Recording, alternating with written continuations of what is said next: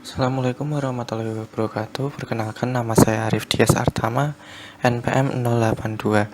Di sini saya akan mempresentasikan sebuah dari kelompok saya, yaitu tentang perspektif global, ekonomi, dan politik. Yang pertama, menurut W.R.T. dan Gerardo Pisicat, ilmu ekonomi adalah suatu studi ilmiah yang mengkaji bagaimana orang per orang, kelompok per kelompok, masyarakat menentukan pilihan. Manusia memiliki keinginan yang tidak terbatas.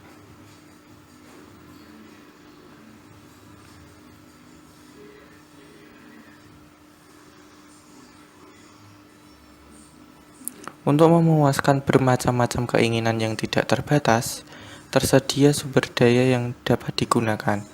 Berbagai sumber daya ini tidak dapat tersedia dengan bebas.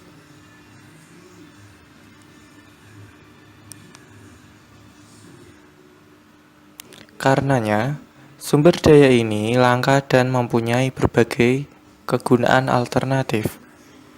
Pilihan penggunaan dapat terjadi antara penggunaan sekarang atau hari ini dan penggunaan hari esok atau masa depan. Dari aspek-aspek yang ditemukan tadi, jelas bahwa perspektif ekonomi terkait dengan waktu, hari ini dan esok.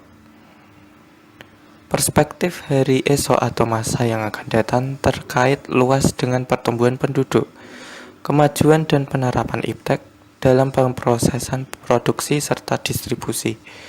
Kebutuhan cenderung tidak terbatas kualitasnya dan akhirnya persediaan sumber daya alam terbatasi. Ketidakterbatasan kebutuhan itu tidak semata-mata didasari oleh keinginan yang tidak terbatas, namun juga didasari oleh pertumbuhan yang mau tidak mau harus dilayani oleh persediaan peningkatan produksi.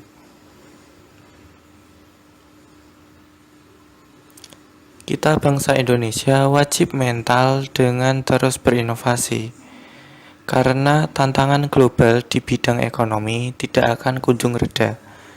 Penyediaan SDM generasi muda Indonesia menghadapi abad berikutnya dengan arus globalnya wajib dirintis sedini mungkin. Sikap mental kewirausahaan menjadi SDM.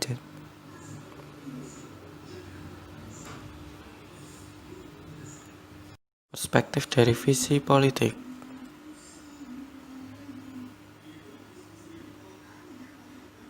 Perspektif dari visi politik, jenis hubungan antar negara ditinjau dari jangkauannya, yaitu regional, internasional, dan global.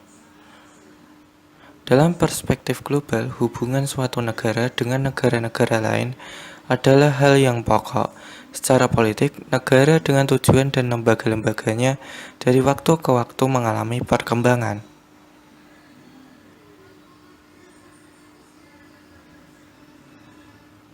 Keberhasilan Konferensi Asia Afrika, pembentukan dan kegiatan negara-negara non-blok menempatkan Indonesia sebagai salah satu negara pelopornya. Yang ini meningkatkan pengakuan negara lain terhadap kedudukan Indonesia. Dengan berpegang pada politik luar negeri yang bebas aktif, Indonesia terjun ke berbagai kegiatan penyelesaian pertikaian politik, seperti di Kamboja, Filipina, Bosnia, Palestina, Israel, dan lain-lain.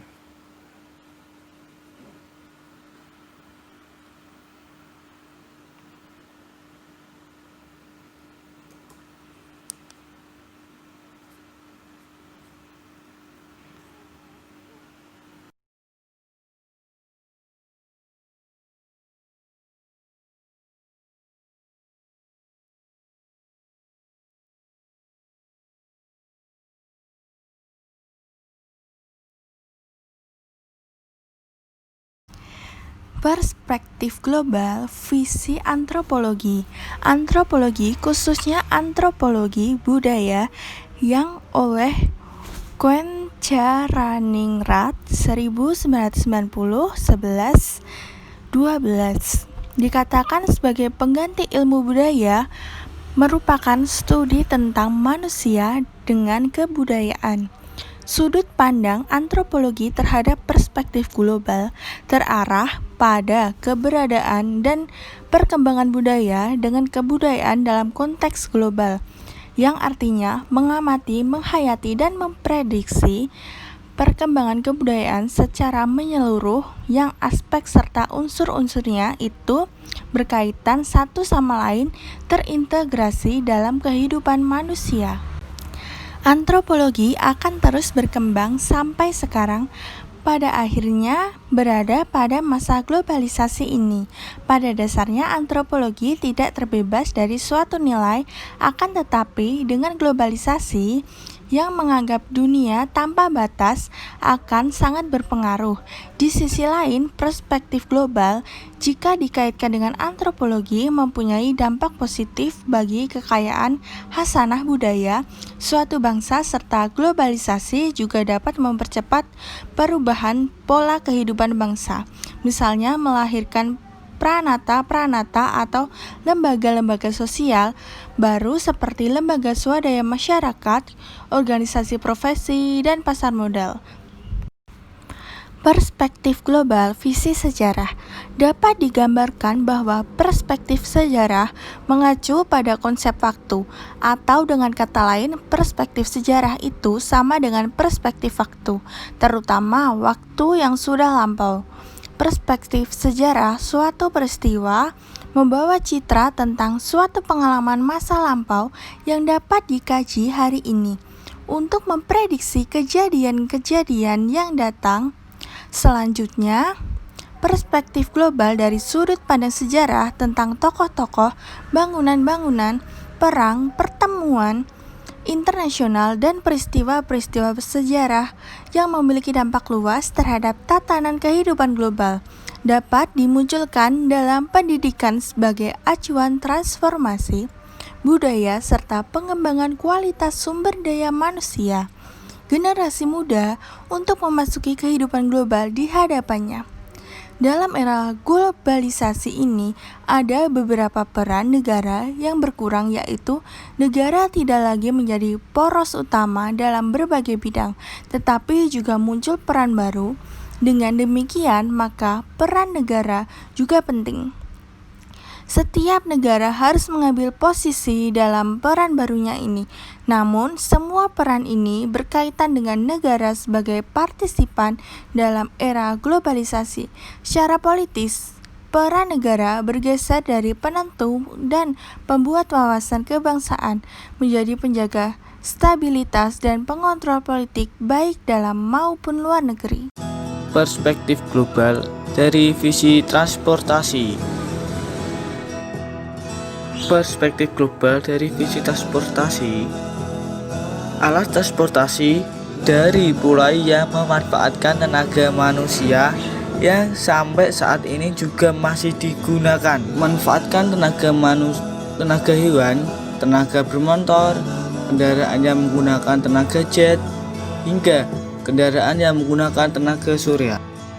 Perkembangan transportasi yang terjadi dari waktu ke waktu tersebut tidak lepas dari pemikiran manusia yang terus-menerus berpikir untuk menciptakan sesuatu yang baru dan memanfaatkan bagi umat manusia di muka bumi ini.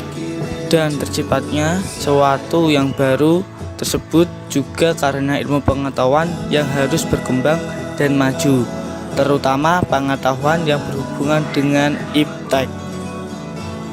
Dengan berkembangnya alat transportasi dan jalan sebagai prasarana dan transportasi, maka jarak yang jauh dapat ditempuh dengan waktu singkat dan tempat-tempat yang terpencil dapat dijangkau.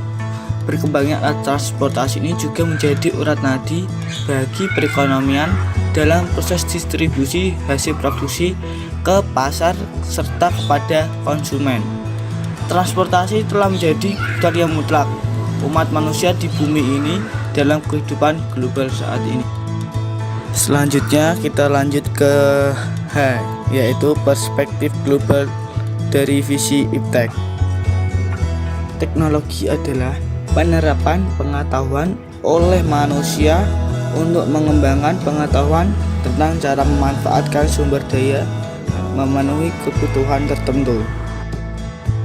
Pengembangan iptek dianggap sebagai solusi dari permasalahan yang ada. Sebagian orang bahkan memuja iptek sebagai liberator yang akan membebaskan mereka dari kepungan kefanaan dunia. Iptek itu sangat diyakini akan memberikan umat manusia sebuah kesehatan, kebahagiaan, dan immortalitas. Perspektif global dari visi komunikasi. Komunikasi itu tidak hanya menjadi milik otentik manusia, tumbuh-tumbuhan dan hewan pun memiliki cara berkomunikasi. Manusia sebagai makhluk hidup yang berbudaya, yang mengembangkan iptek memiliki kemampuan, cara dan kiat berkomunikasi yang beragam, yang juga berkembang serta dapat dikembangkan.